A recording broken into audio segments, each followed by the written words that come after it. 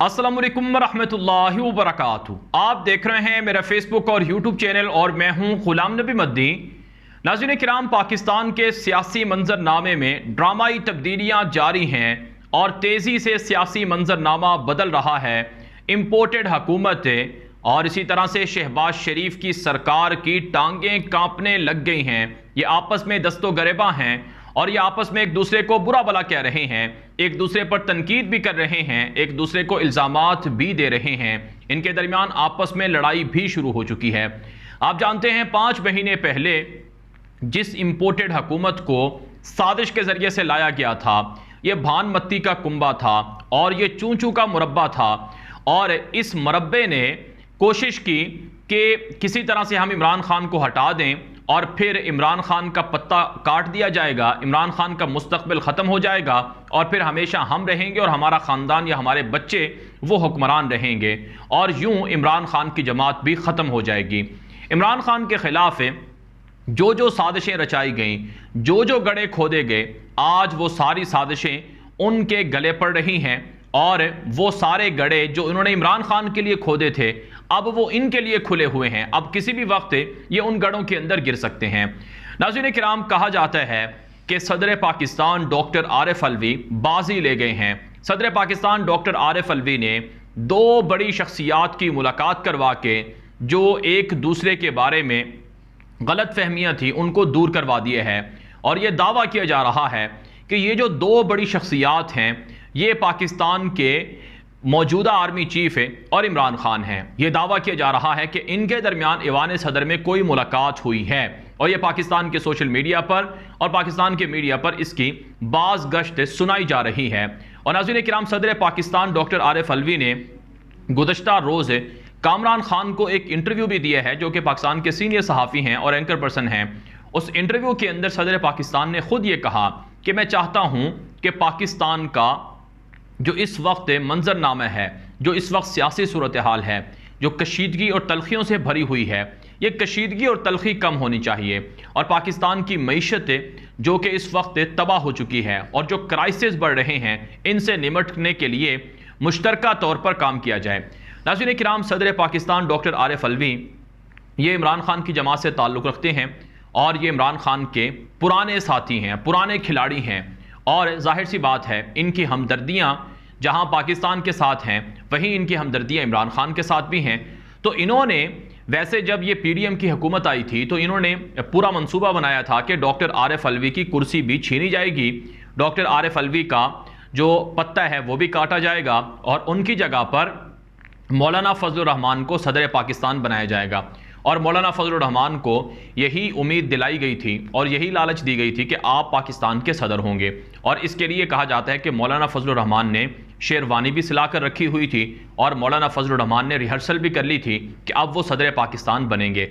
वैसे सदर पाकिस्तान के लिए मौलाना फजलुर रहमान वो इलेक्शन भी लड़ चुके हैं, लेकिन उनकी आरजू अभी तक पूरी नहीं हो रही है। लेकिन बहरहाल अभी तक ना तो इनकी अपनी हुकूमत ही स्टेबल नहीं हो सकी है, बल्कि जो KP का गवर्नर था उस पर इनकी लड़ाई है। ANP कहती है कि हमारा गवर्नर हो, मौलाना फजलुर रहमान कहते हैं कि मेरे भाई को गवर्नर बनाया जाए। फिर इसी तरह से बलूचिस्तान का गवर्नर नहीं है, उस पर इनका इख्तलाफ है और सिंध का गवर्नर नहीं है, उस पर इनका इख्तलाफ है। तो आपस में शुरू दिन से इनके दरमियान में लड़ाई है और इख्तलाफात हैं।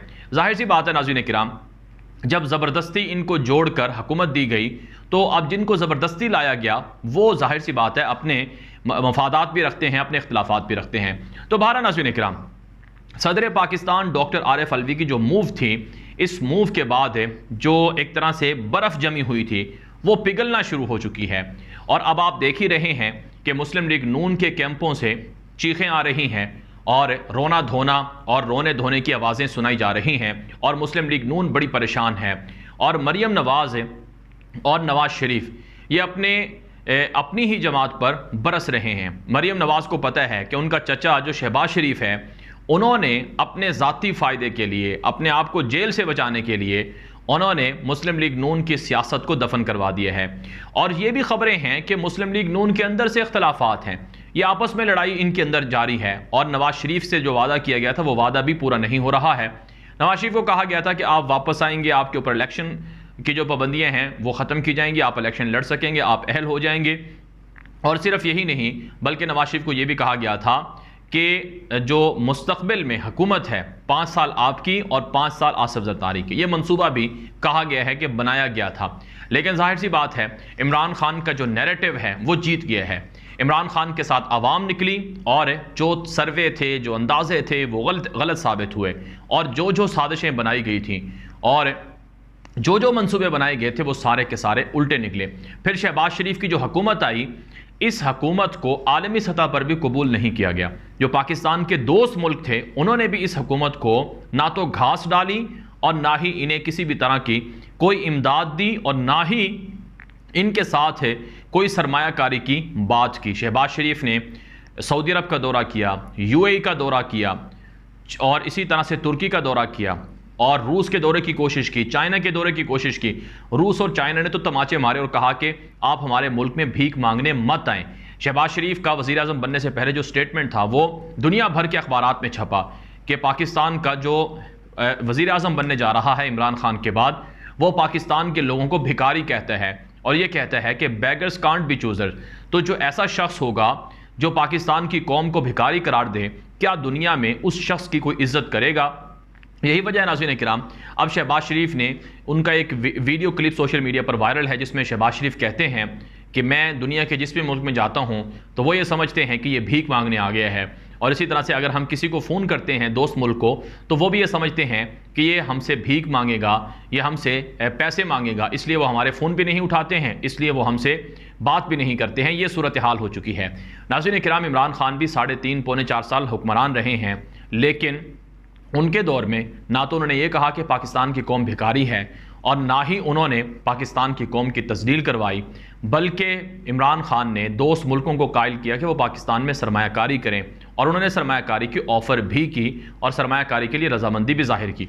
बहरहाल नाज़रीन किराम, इस वक्त जो पाकिस्तान का सियासी मंजरनामा है, ये सियासी मंजरनामा बड़ा तब्दील हो रहा है और पाकिस्तान के लिए अब ज़रूरत है इमरान खान, जब तक इलेक्शन नहीं होंगे, फेयर इलेक्शन नहीं होंगे और अवामी हुकूमत नहीं आएगी, तब तक पाकिस्तान के मसाइल जूं के तूं रहेंगे।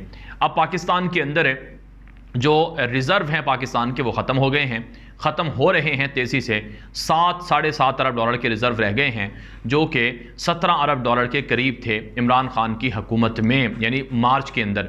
और रोज़ाना रुपया डिवैल्यू हो रहा है, डॉलर बढ़ रहा है, बिजली की रेट बढ़ रहे हैं और इसी तरह से मुख्तलिफ़ तरह के बहरान पैदा हो रहे हैं। आटे का बहरान, गंदम का बहरान, गैस का बहरान और इसी तरह से जो सब्जियों का बहरान है, फिर सैलाब की जो सूरत हाल है, ये वो सारी चीज़ें हैं जिसकी वजह से ये हुकूमत, जो मौजूदा इंपोर्टेड हुकूमत है, ये चलने के काबिल ही नहीं है। अब कनाडा ने पाकिस्तान को पैसे देने का कहा है कि हम पाकिस्तान के लिए जो मज़ीद इमदाद है सैलाब मुतासरीन को देंगे, लेकिन वो इमदाद शहबाज शरीफ की हुकूमत को नहीं दी जाएगी बल्कि वो कनाडा की हुकूमत खुद खर्च करेगी। तो दुनिया का कोई भी मुल्क इन चोरों डाकुओं पर एतमाद नहीं करता है, क्योंकि सबको पता है कि ये पहले ही लूटने वाले लोग हैं और इन्होंने पहले ही पाकिस्तान का पैसा लूटा है, इनके बाहर जायदादें हैं, इनके ऊपर करप्शन के इल्ज़ामात हैं। तो करप्ट लोगों को दुनिया के अंदर कोई भी वैल्यू नहीं दी जा रही है।